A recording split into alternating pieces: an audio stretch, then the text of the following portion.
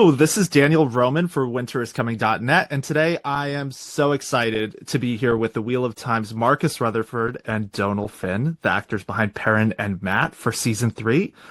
Marcus, Dónal, great to see you. What's one thing you're each most excited for fans to see in season 3? Yeah, I think the scale of season 3 goes up again. I think a lot of people noticed kind of a jump from seasons 1 to 2, but I think the action that happens in season 3, it kind of culminates all different kinds of characters and storylines, but I think the scale of it and the jeopardy of it is incredible. And I think the stunts team and the VFX team and the acting throughout all the action as well. I think we've had action before, but it's felt quite, there's a lot of people who need to get to different places and stuff, but I feel like the action that happens in season 3 has been choreographed beautifully, and I think it takes it to another level really for this season, which I think I'm really excited for people to see. Yeah, I think in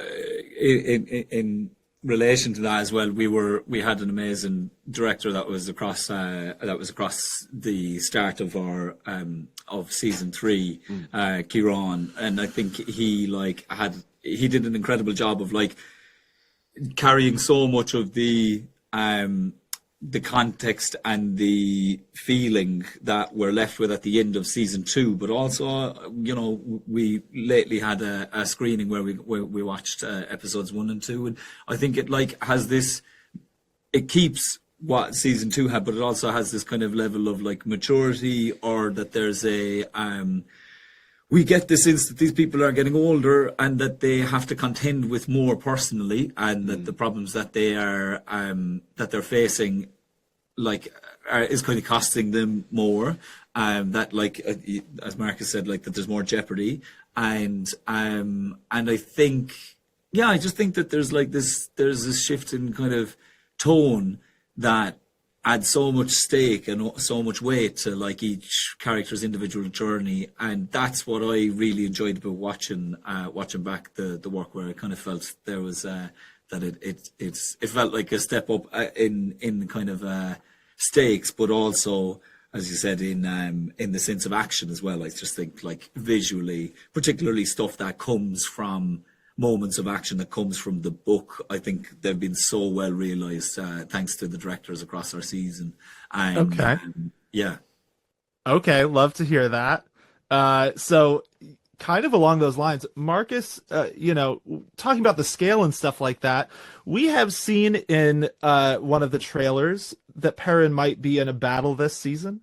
Can you tease or talk at all about the scope, the prep, the work that went into whatever's coming this season for Perrin with that, compared to maybe the Battle of Falme from season 2?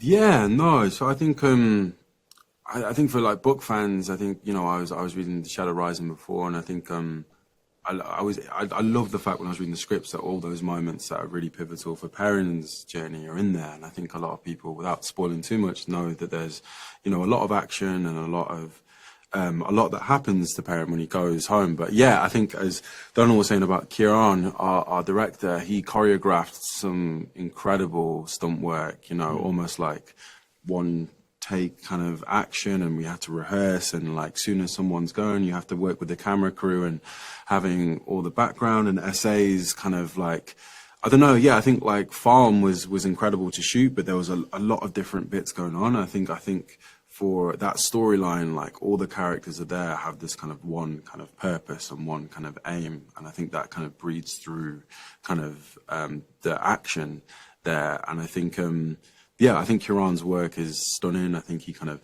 changed the lenses and the camera and the cinematography for it, so I think there's a lot, hopefully, this season that will just look a lot more film-like on camera.